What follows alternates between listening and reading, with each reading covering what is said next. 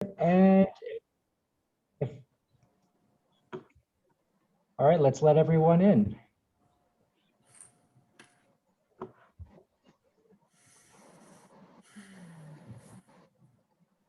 Hello, everyone. Welcome, welcome.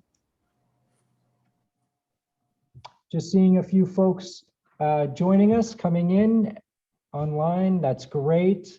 I did notice that an article about the program has gone live and being shared through social media that was published through the Toronto Star, which is wonderful. So if you're joining us based on the promotion of that Toronto Star article, welcome. We are very, very glad that you're able to join us this evening.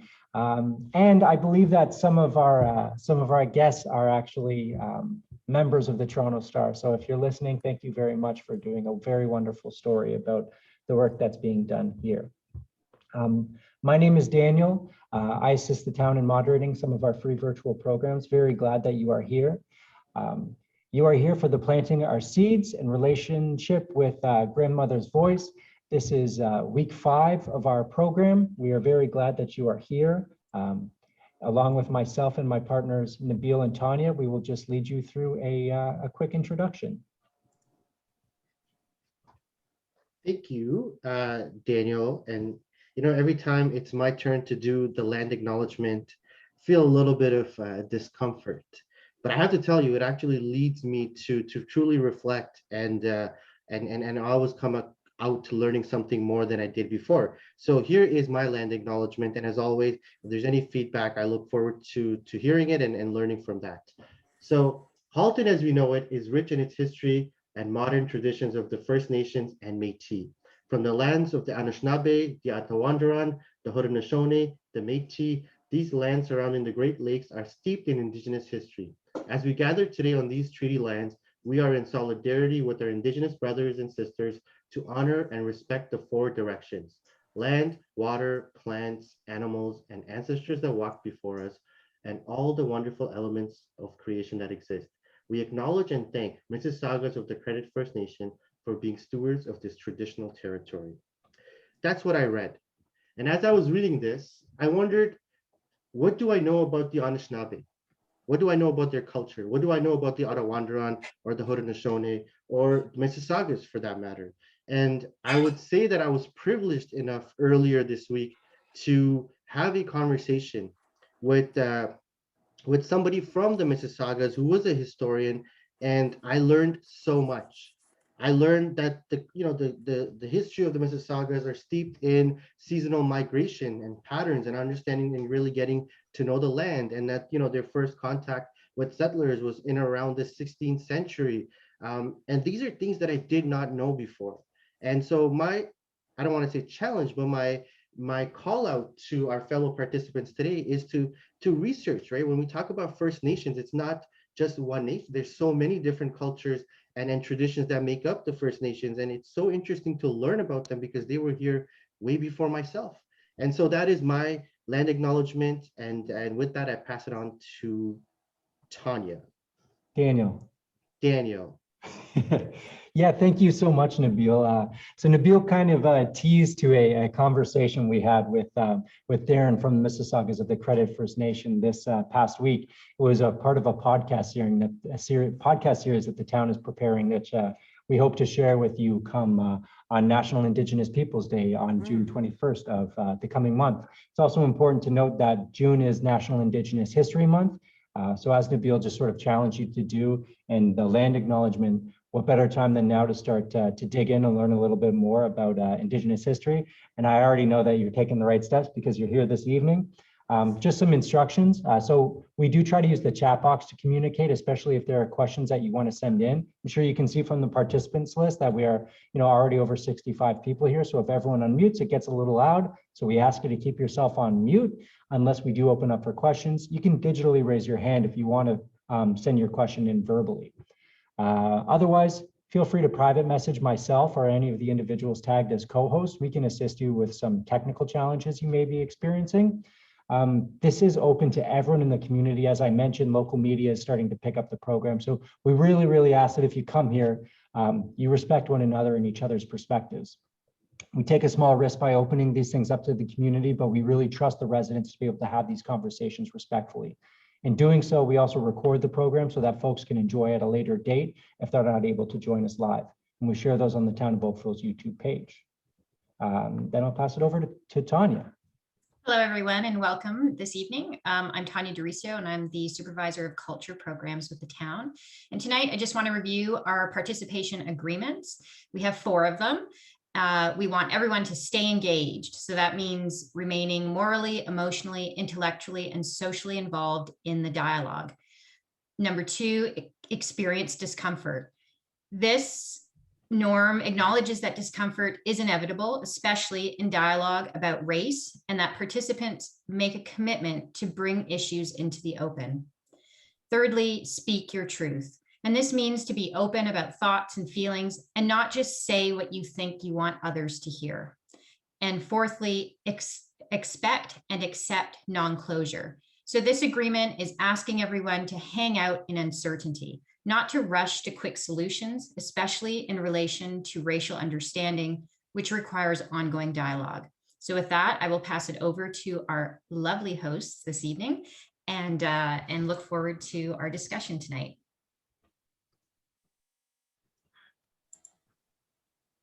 Scano, hello. Thank you for joining us. My name is Jody Harbour, and I see many familiar faces, and I'd just like to welcome everyone that's joined us.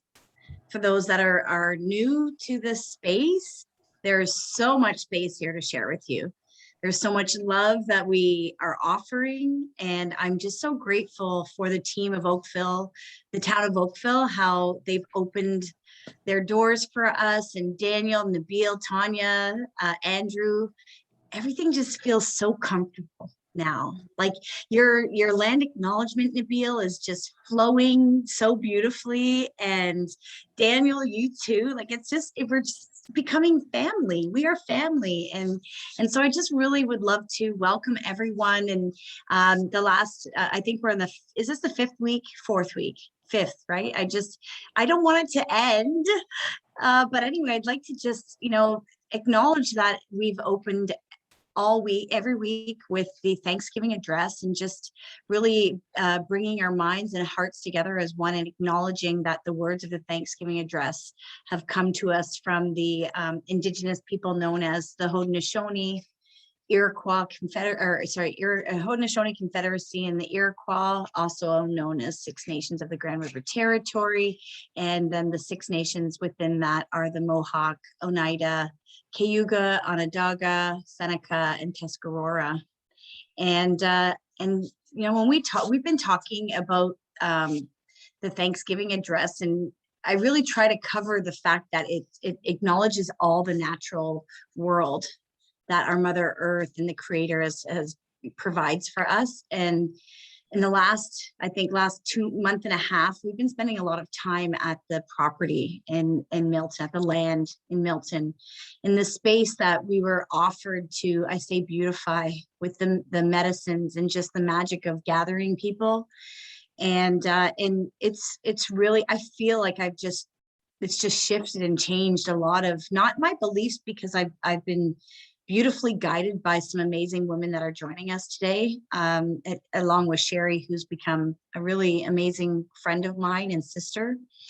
But just really being able to be on the land and be in community has really supported me in this time. And I just want to acknowledge everything that has come forward to be there to support me. And I believe that starting in this way of Nabil, you acknowledging personally what, brings you joy into the space, and learning with Indigenous ways of knowing, it just is really wonderful to have this space. And so with everything that we've talked about already in the last 5 minutes, I'd like to just kind of go back to last week and acknowledge my sister Andrea, who shared her story, who really was vulnerable enough to come on and really be her.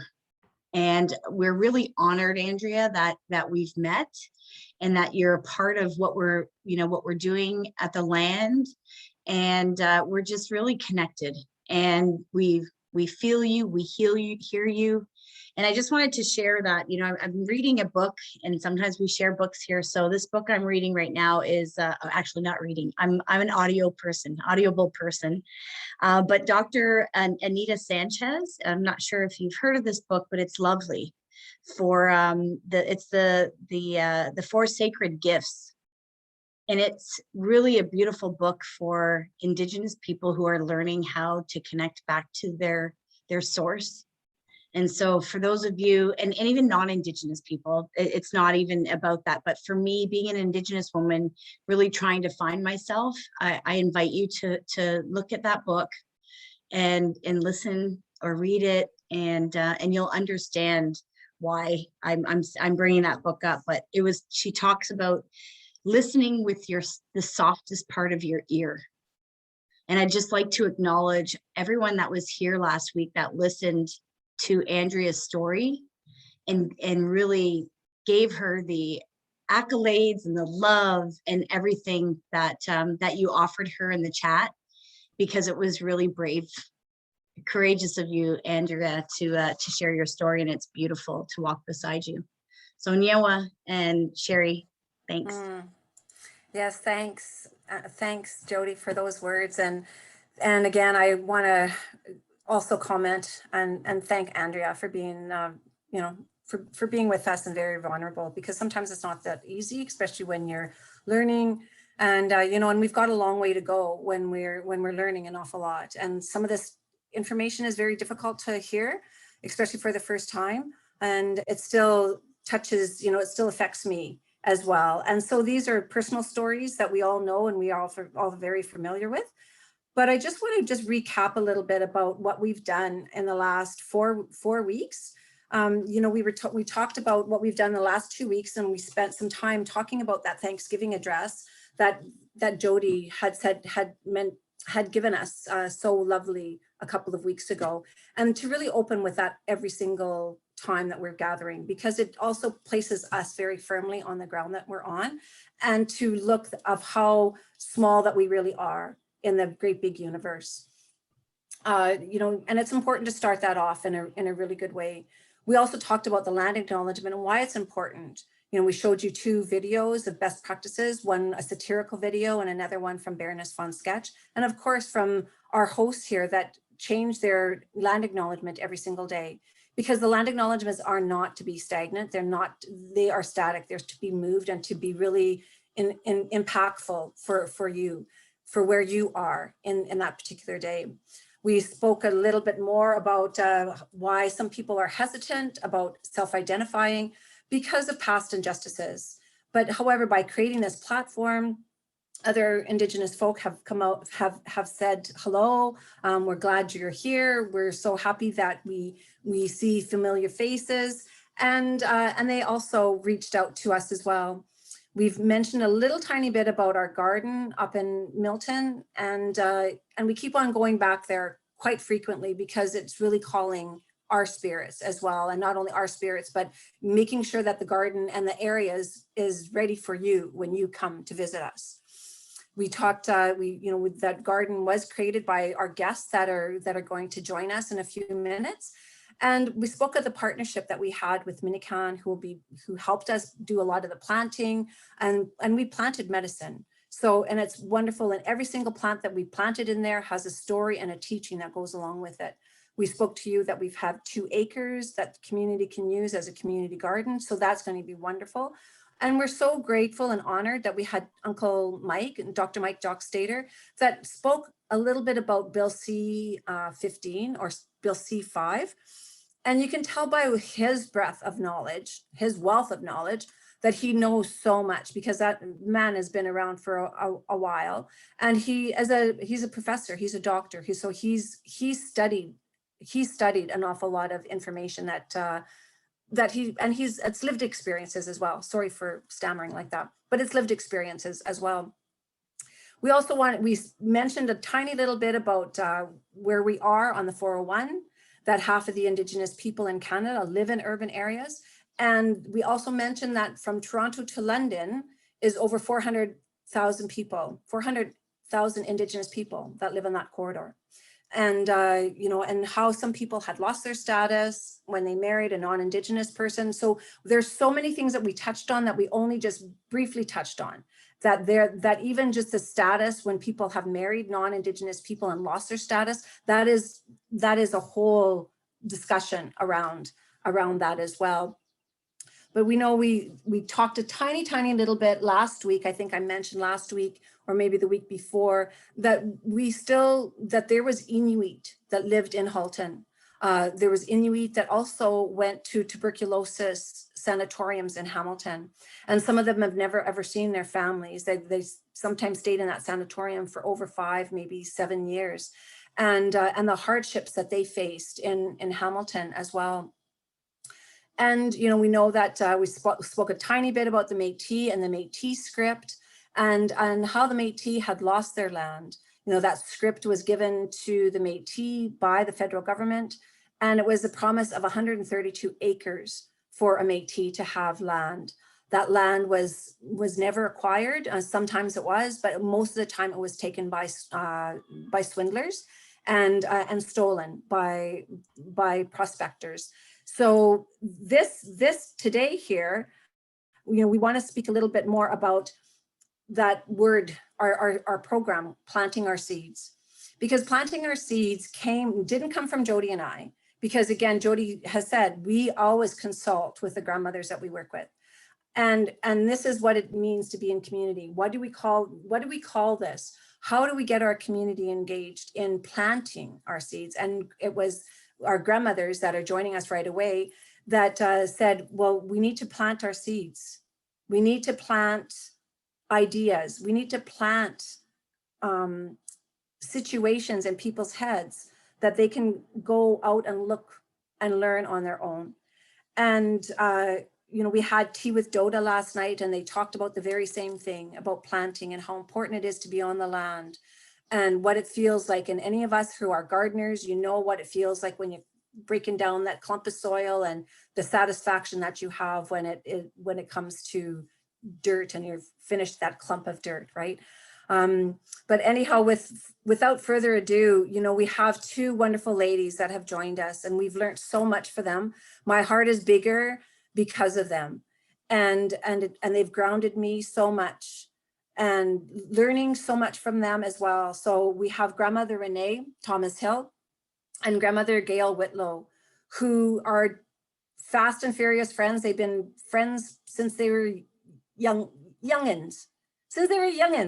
And so we brought them here because we do a lot of work with them, and they guide us with the work that we're doing. So welcome, Grandmother Renee and Gail. And, you know, and we know that you can totally talk about planting our seeds. Yeah. Thank you. We really appreciate this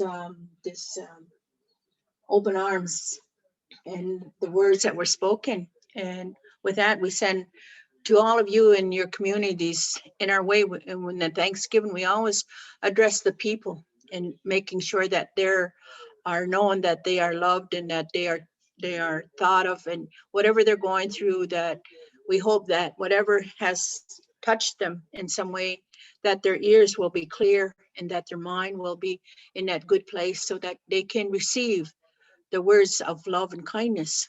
And that's how we were instructed.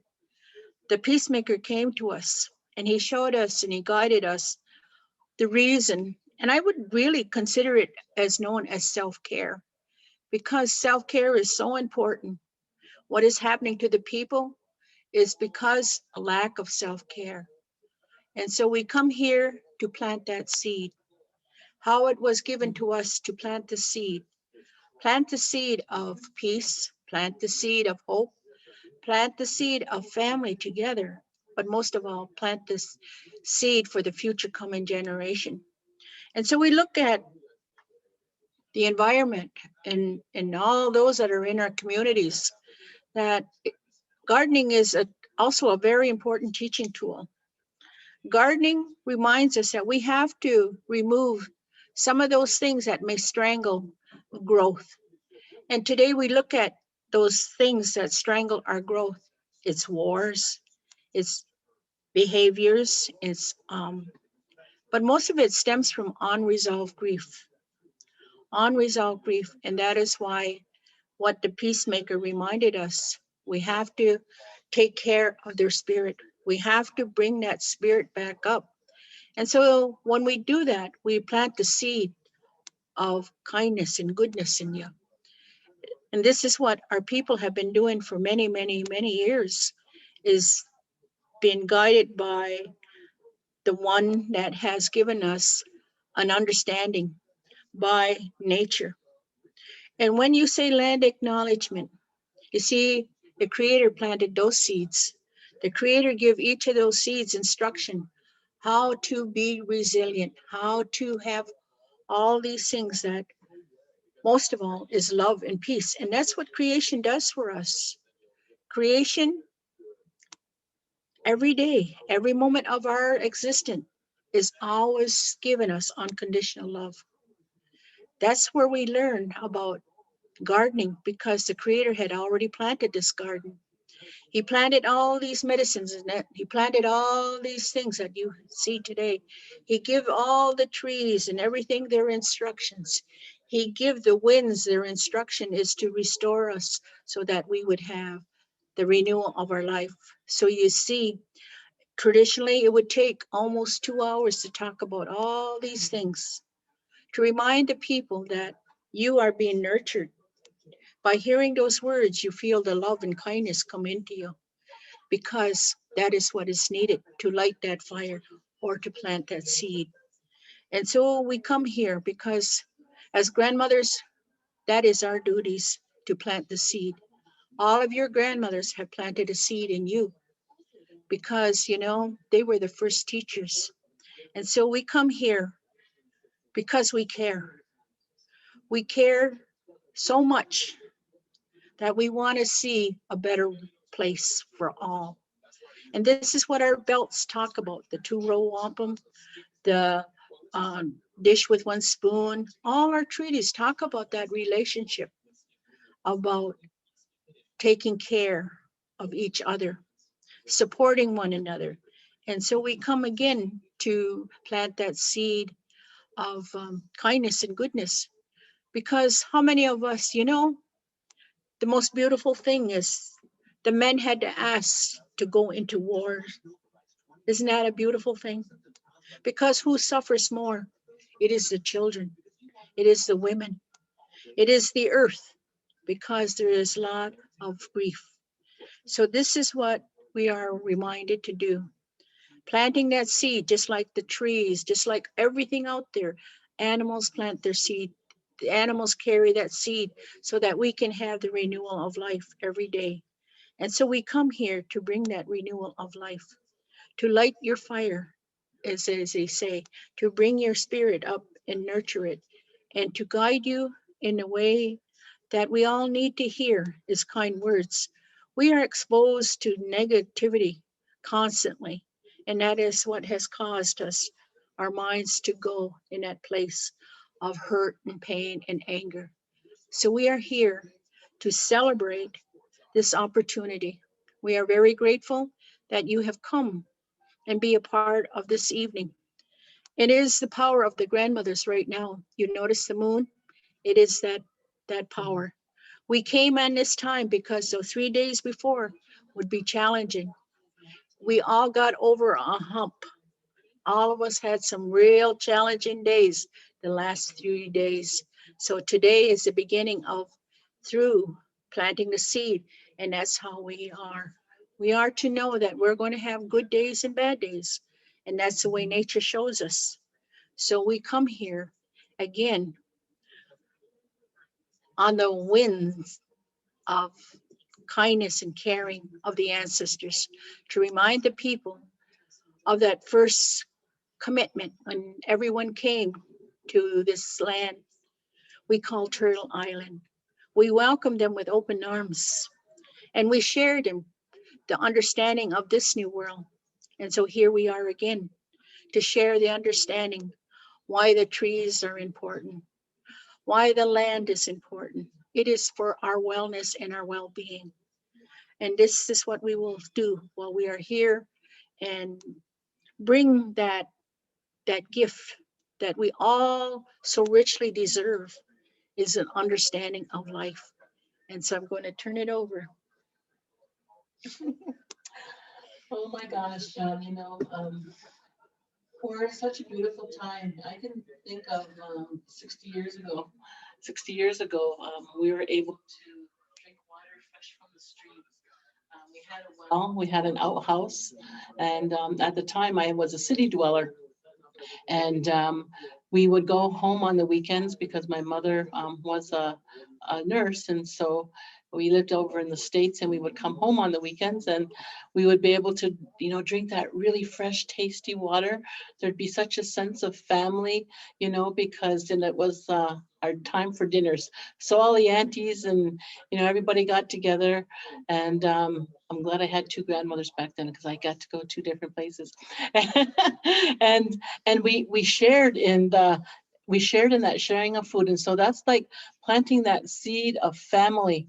And, the more that we get away from family, the more that our soul and our hearts take a beating, because we really need that family to uplift our spirits.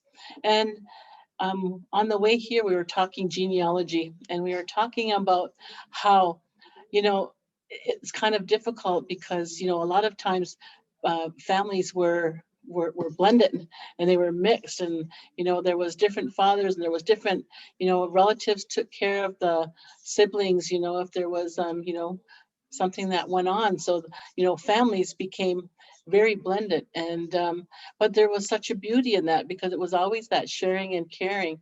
So when we have that gift of life, we have chose as spiritual beings to make the journey to this. It is a really beautiful place. It is a really beautiful place. And as we journey to this world, we carry with us that spark of love and care and hope and joy and connection.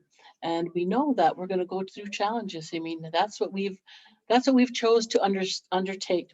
So we come and we go through our challenges, but we know that that seed is being watered, and we know that seed is beginning to take form, and we know that that seed has the possibility to grow into this beautiful flower, this beautiful tree, whatever it is, it has the opportunity to grow into this beautiful, beautiful something. And so that's what we have to always remember is it doesn't matter where life takes us and what challenges we face. Our womb represents that beautiful seed, and whether we actually give children, have children, or we don't have children, we are still life givers, and that's what that light is. That light comes from our womb, and with or without children, we still have that opportunity to blossom and to flourish. And more importantly, it's important that we do. So, we see our younger children, they're having a great difficulty. And, this difficulty stems from not having that opportunity to have these teachings, to understand, you're this beautiful flower. You have the strength, you have the beauty, you have the ability to grow and to flourish and to nurture. A lot of times, the healing for almost any trauma is the smell of that flower. And the lilacs are out. How many love lilacs? Lilac is such a good memory for me because my grandmother had these lilac bushes, and my grandmother always loved to have flowers on the table. So lilac season, there would be lilacs all through the house, and it was such good memory. So we always, I kept that with me all these years, and every time it's this season, that's what I recall is the lilac bushes. So this year, I actually got me 10 seedlings, lilac seedlings to plant so that I can bring back that lilac to my grandchildren. Now that I have 15 of them, I get an opportunity to, tell the stories. you know, my grandmother, she had planted these lilac bushes, and, you know, when I was young, and they grew and they remind me of such good memories. And I want you to, you know, have these good memories as well. So it's up to us, you know, to plant those seeds of joy and happiness. And sometimes we forget that that's our duty. We get bogged down with, you know, the challenges we're facing, and it's our children that really need our nourishment. They really need our strength, and they really need our guidance. And so with building this beautiful community garden, it is bringing something to Halton. Yes, there are gardens in Halton, and there's such beauty in Halton, but the garden is, it's doing something that I can't even explain. You know, the first time we went to the land, it was like, where am I? You know, it was a really beautiful experience.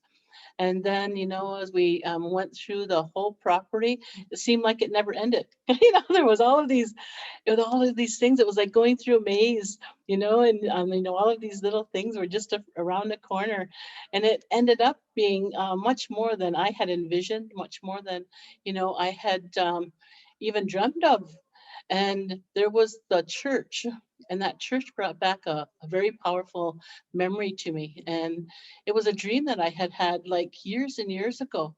And so I relate that church to that really powerful dream, you know, that I had. And I knew, and in the dream, it was about, it's not a church anymore. It is something new. It has transitioned into something new. And I was just like, in that same space, once I was at that land and I saw that space, I go, this is what that dream was talking about all of those years, you know. So there is something special there, and I think it's going to come from that place where you know, the community is given the teachings of the land, you know. There, you know, the Bible is a beautiful story of, you know, another land. You know, I mean, I can tell, you know, you read the Bible, I've read the Bible like a lot of times, you know, my younger days, and you get a picture of, you know, the landscape, you get a picture of the people. So here we also have that same story. We have a story of the beauty of the land, the beauty of the people, you know, the beauty of all that has transpired over the generations. And that story is wanting to be shared. And for a long time, that story was kept hidden. But you can't stop such beauty from you know, entering your life, especially when you live with our ancestors. Our ancestors are there going, hello, you have a lot of seeds up here, you know, or we're helping you to water them so that you can really feel that you belong here. Because, you know, you are here, you have been chosen to be here. And a lot of times it's like, you're missing that welcoming though. So like, just like seeds need, you know, they need the prayer, they need the, you know, the ability to be planted. Well, sometimes that's what it takes to belong. And so I extend that feeling to all of you that the land has chose you, and, you know, welcome to the land. And as a blessing for the land, simply listen and simply be. And so that's what this garden is. It's a place where you can go, you can take the time that you need to be in nature. You can feel the talk, you can feel the chatter, you know, and as it's shaping up, wow, it's creating something different. Now it's creating the story. So now you're getting, not only you get to feel the land, but now you're getting to be a story. Plus you're going to be written into that story. So, you know, 20 years from now, 30 years from now, there's going to be a story. There's going to be a history of how that place came to be. And you are all able to be written into that story. So I'm so happy, you know, that it has evolved as far and as fast as it has. And now everybody has to take that deep within themselves. And when they take that deep within themselves, the dream is on. Now you start to vision together. Now you start to create together. Now you start to create and be something that you never ever thought was possible before. So I'll leave you with that for now, and we'll turn it back over to Grandmother Renee. we came to Houghton a while back because it was a mother had asked for help. And so we came because she wanted an understanding, not just for her family, but for all families, not just Indigenous, but all families. And so, well, we said, well, we have something to do. So we gathered up our bundle and we came. And you know, I said, we want to speak, we want to help. And so we want to help the teachers. We want to help those teachers because they're the ones that are going to be looking after the little ones. We want to help them and help them stand back up again. We know they are overwhelmed. We want to take care of them first because they have all those children. And so we came and we showed them what was needed was the cleaning of all that heaviness of such a responsibility. And we also did, we have done many ceremonies here in the community to help everybody. And so we as grandmothers know that how important that we come here to support youth in that understanding of unconditional love. Because we've been on the other side and we know what it feels like. And so we come here. Yes, all of us had trauma, but we have come through that veil and we come to with our hearts healing. And that's what we have done. We have come and we have fulfilled that purpose. Understanding this grief came to us and helped. And it was, we were given that help by our stories, our teachings. And so our stories, we bring them forward. We bring them forward to support each and every one of you. To all the frontline workers, that's what we do. And now we're going to be, what we've been praying for is for those for the police, because they've been going through a lot. We want to think of the farmers. They have gone through a lot. So we want to we've been thinking of all of you and what everybody has been going through. And everybody said they would like it to get back to normal. I said, that wasn't normal what we were experiencing. Human trafficking, children being bullied at school, that's not normal. That is grief. That is unresolved grief. And this is why we come here, is to share a little bit of hope and peace. And that is through the land. That's how we came to that good place of kindness and goodness, because the land taught us how to forgive. Because look what we do to the land. We have abused it so many ways, but yet that land still loves us. That land has adopted everyone and has taken everyone under their wing. Our mother, the earth, doesn't realize what if you're different color, different language, different nationality, different way of celebrating. She still feeds you. She still looks after you. And so this is what we are, I guess, in earth walkers. That's what I wanted to remind the people. We are earth walkers. We come here to be, as they say, they call it partnership, but to us, we call it a relationship. And this is why we call everything all our relatives, all our family. This is why we call the sun our eldest brother, the moon our grandmother, because you see, every one of us, no matter how old we are, we always like to know somebody's looking after us. I sure do, because you see, I like to hear that I have a grandma that's wanting to share her knowledge with me. So it was nature that showed us even adopting, taking in those that were of differentness. And so this is what nature has been teaching us. And so we come back to that understanding that we must come here to also do the work that we're helpers of nature, of our mother, the earth, so that all people can start to know what it is to have peace, to know and feel peace, and know and feel that each one of you is my family. And that's how the Creator wanted, or God wanted us to feel. It wasn't no division. It wasn't wars. It wasn't one above the other. It was always equal. Look at the trees, they all work together. And yes, we do have pests because they keep us in line.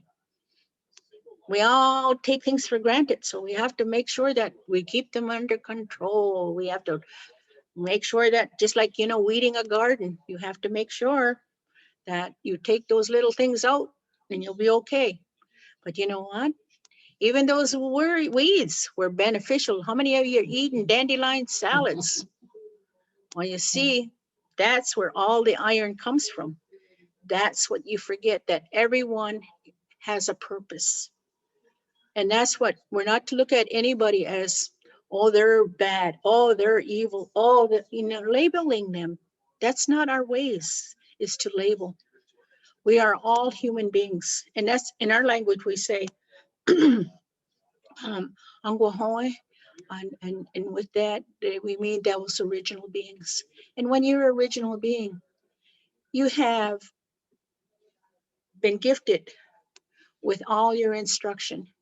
And every one of us was born with instructions for peace, but grief has taken that from our being. And so we come here, as they say, to give you a gift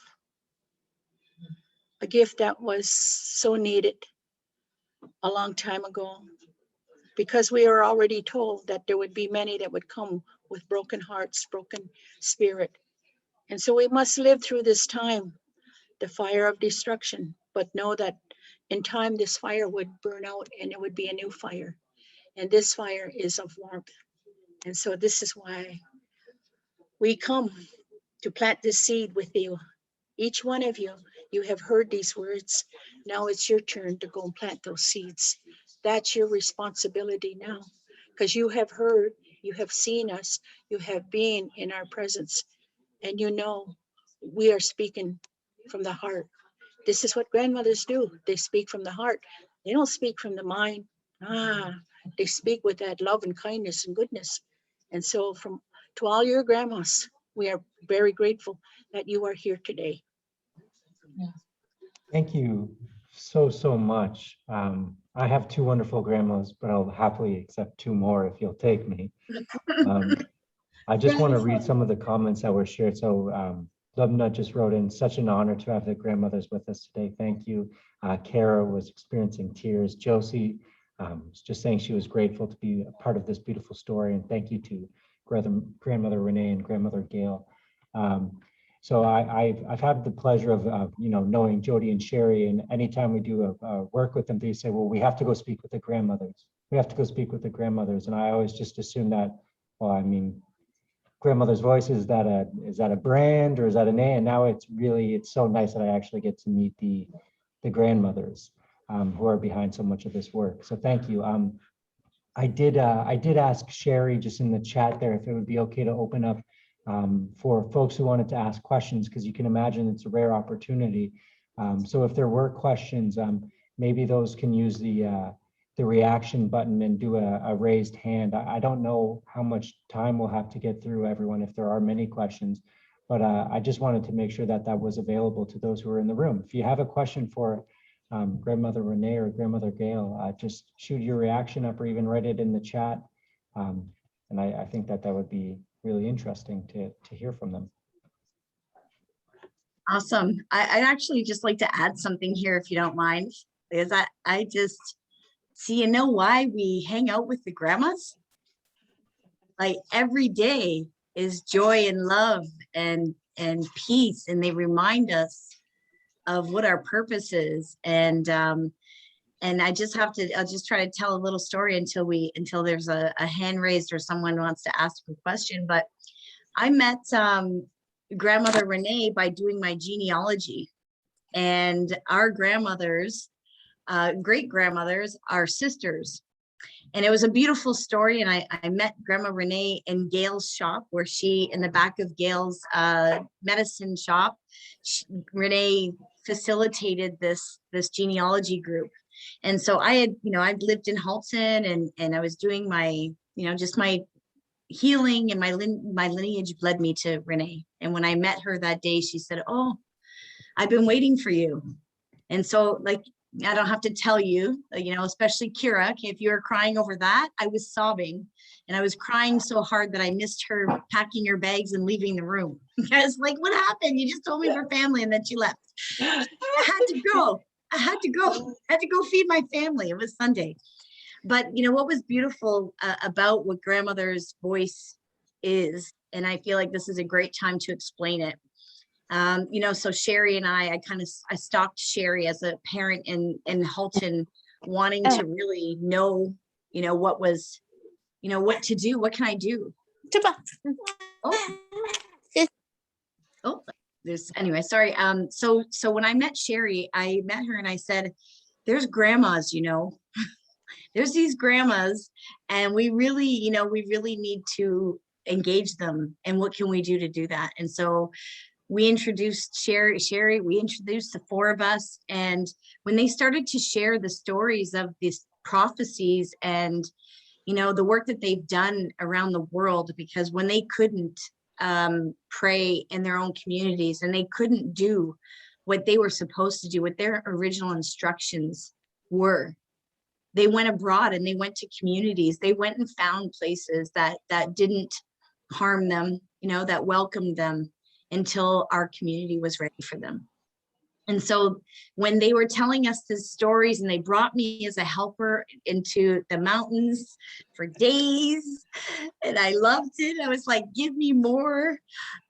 They shared these beautiful ideas. And Sherry and I said, well, we have to make this come to fruition because these women have worked really hard at preserving culture, the power of the women, the faith, the hope, the peace, and it's just time to live in that love. So I see Daniel, there's some messages in, and I'll quickly throw out some of the comments before. So Elaine just was writing in what a blessing it is to be able to hang out with the grandmothers. Peace seeps from the pores. I love that. Jake had written that the dream is on. What an honor. Oh, sorry, people are, what an honor it has been to listen to the grandmother's wisdom. Teresa actually posed a question. So what's the plan for the land in Milton? Will there'll be guided walks, talks, visitors? Will the grandmothers be there? Just mentioned that they're enjoying so much. And there are 2 other questions as well, but so we'll let you guys answer that first. And yes to all, Teresa. Yes to all those. We need people to understand the medicines that are put in that garden, that they can heal. We need people to learn about the original instructions, like Grandmother Renee had said. We need to take our youth into the garden to tell them certain lessons and stages of their own life, because those plants represent stages of life. And to have guided talks, definitely. Everything is going to happen on that land, as it's your land as well as is ours, but we're going to be guiding it. And we're going to be guiding those talks. We're going to be guiding the education. We have dreams and fulfillments of land-based learning. After COVID, our school board, having our kids coming out there, having any youth coming out there, grab a picnic bag and come out to the land with your blanket. This is, and having all those things. But most importantly for us, for Indigenous folk that live in an urban area, our culture, like Jody said, was taken away from us, and these grandmothers had to go elsewhere to make sure that it was protected and it continued.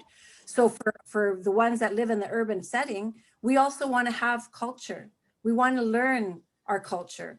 I'm Cree, so I'm going to be learning Haudenosaunee and Anishinaabe teachings, right? There may be some Cree people that are in Toronto, and we'll welcome them to come and share those teachings as well. So yes to everything.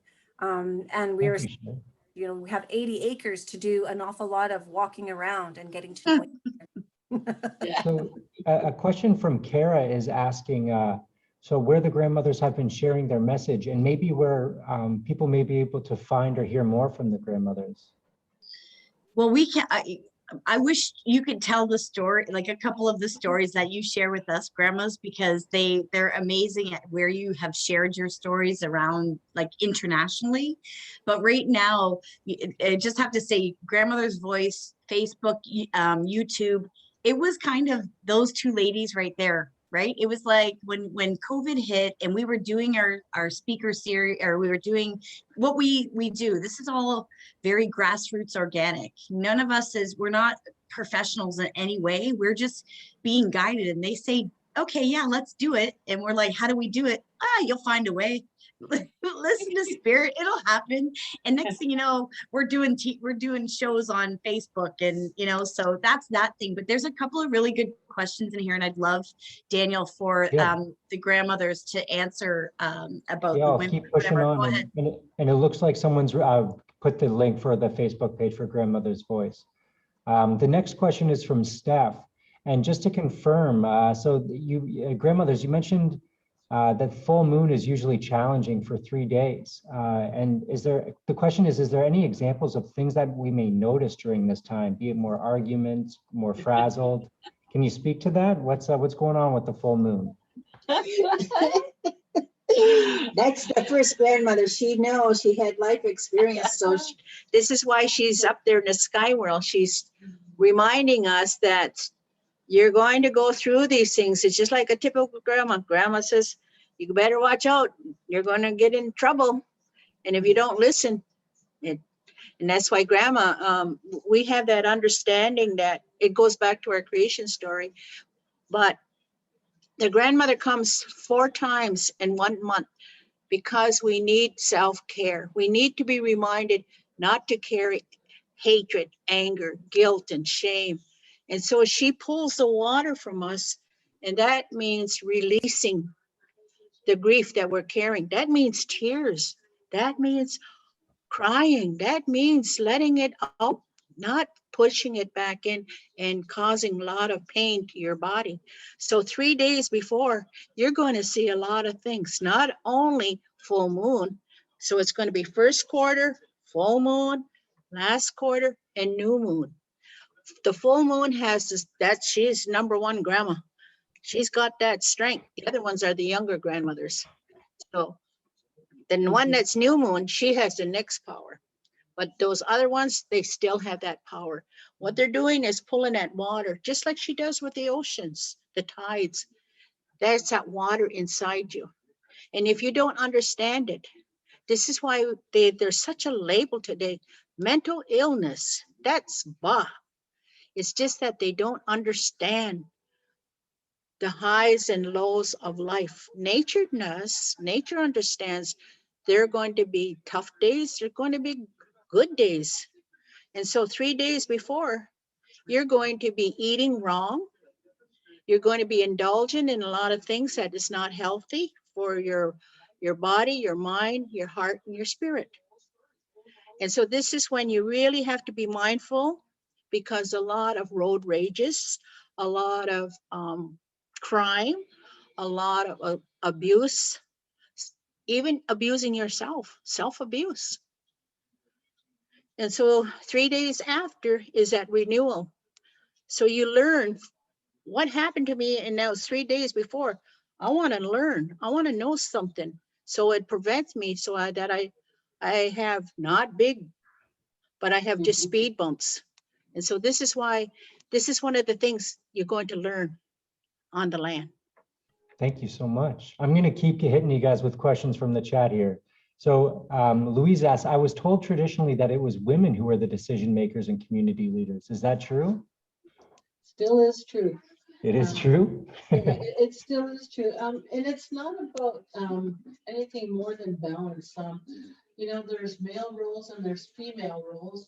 And we just have to understand that, because, the women have a job and the men have a job, and the women have a council and the men have a council. And there's a way to interact between the two of them. So there has to be a great communication process that makes that relationship what it is. And that's one of pure strength. So the women, our responsibility, of course, as life givers, is to have that voice. We speak for the children because we make those children. So we also have a different eye than a man does. So, organization, cooking, like all those things that go along with taking care of, our family. That's a relationship that a mother has. And so ownership was like, we owned everything. So my daughter gets married to my son-in-law, and the question comes, well, are you going to keep your name, or are you going to take, his name? And he says, well, I hope you take my name, because you've already got nation, clan, children, they all belong to you. So maybe she can take my name, And so I just kind of chuckled, and I says, yeah, that's true. I guess I'll let you, uh, carry that name. And we chuckled about it, but it is that, the women, we know what we're good at, and the men, they know what they're good at. And the men have a different strength than we do. They have the strength to be able to work and hunt and fish and carry things and make things. That's their strength. So how beautiful is it then that we get to concentrate what we're good on, they get to concentrate what they're good on, and combining both of those strengths creates a healthy community. So we need both. Men need women, women need men. Well, And that's the balance. Speaking of motherhood, there's a very interesting question here from Angela. So Angela is currently studying to become an Indigenous doula, a birth companion, and her hope is that she can support Indigenous families in Halton and the area reclaim their birth traditions. Do you have any advice on how she can connect with others in the birthing community and those needing this particular type of support? I see a hand up. Yeah, we opened our first birthing center on the reserve in about 90 something. Before that, the midwives, some had been in training. The idea came, the concept came, why don't we start to have our babies in the res? There was a big commotion about it. How dangerous it is it? I'm not going to, why would you want to go there? Babies are going to start dying. It's going to be, this big chaos. Well, I just remember that I was part of I guess part of the process. And before the center was built, they even used my belly because I had been pregnant. And so they were using my belly, to show the midwives, because they were new to the job. So let's skip now to present day. Present day, they are overloaded. And the care is totally different than you will get in a hospital setting. So I had my 5th child at that birthing center, and because I had my 5th child there, it was the most beautiful birth. Also, I got up after birth, and it was like I hadn't even given birth. I was alive. I was alert. It was just different. And what made it different was all of the education that came at that time from going through that process. Like, before that, it was you go to the hospital, they spend 5 minutes with you, they see everything's fine, and you go home. At the birthing center, the difference was they explained everything to you. They provided you with the tools that you needed, and the care still continues on after birth. So beautiful experience. And so yeah, and so there are traditional midwives, and there's also another organization of midwives in Toronto. And so what is different about our center also is all of the traditional teachings. So you are allowed to, take the cultural aspects of birthing and have that in your birth plan. And so they respect whatever your birthing plan is to be. Doesn't matter if you're traditional, not traditional.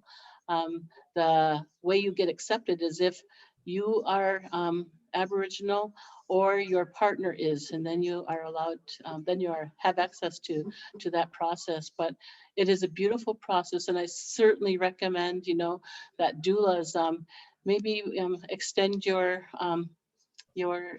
hand and see what it is you can learn from, the birthing center there, because it really is an awesome, wonderful experience. So yes, it's a beautiful compliment to your profession. If it's okay with you, maybe I can ask Jody or Sherry, Angela Jackson, if you don't mind, maybe private messaging her in the chat the way that she could connect with Grandmother Renee and Grandmother Gail, because it seems like that might be the best point of contact for her inquiry. I do see that We've been in contact, actually. Yeah, Angela. Yeah, we met. I think one of our first talks here. So yeah, thank you so much for sharing that, Angela. We're on it. I do see that it's 7 o'clock, and the remaining question is just from Francis in terms of how someone can support Grandmother's Voice. So maybe you guys can give that answer, and then let us go enjoy the Toronto Maple Leafs beat the Montreal Canadiens. Oh, come on, Daniel, you Leafs fan. You know what? There are so many ways. Just watch us on Facebook, engage with us on YouTube. The organized, like, we are just really being guided by spirit right now. We have, there's always spaces for donations. We have different things, programs that we're going to be offering. And people do ask, like, how can we get involved? And they'd like to offer. So, I mean, we're going to be decorating the place. We're going to need help decorating. And we're just really right now, we're just focusing on the land and getting our seeds planted. And then, and just stay in touch, continue showing up and really, share our talks and share our YouTube channel and Facebook channel and join us. Actually, the next 3 days, we have a speaker series happening with Dennis Wendigo on our Facebook channel, and he is amazing. And so are these two amazing women. We love you. We'll see you tomorrow morning. We do love you. But one more thing, we do need your help when it comes to the garden. We're top 10 for the David Suzuki Prize for the Future Ground Plan, and we need things will be happening, and we'll need your voice because it's a community run and community voting. So you just have to go here, I believe, on this website and vote for us starting June 1st for the garden. There we are. Indigenous Seeds of Hope. Yeah. So that's for sure the one way that you can get involved right away. And then we do have a donate button on our Grandmother's Voice, but as well, like Jody said, we will be asking for donations to help furnish the center. And of course, just having good folks like you coming and listening and being part of our evening. It was absolutely wonderful to have all of you here with us. It's been a joy, and always a joy and an honor to be in the presence of Grandma Renee and Gail. I had on my face, I was smiling the whole time, and I was thinking like all the things that we can do. And we talked a little tiny bit with Monica today, one of our Jody's assistants, and was talking about the importance of eating the strawberries, and that how many teachings are in the strawberries instead of just eating the strawberries, the teachings that go with the strawberries and the importance of that strawberry. So that's just one lesson. And we have, I don't know how many plants, but the plants will have teachings that go along with it. So thanks everybody for joining us today, and we'll see you next week. And we'll send you. Tamara was asked. Sorry, Sherry. Tamara was asking for an Indigenous word every session. We can start with Miigwech. Miigwech is thank you. Nyawa and Mohawk and Cayuga is Nyawa. Thank you. Thank you, Miigwech.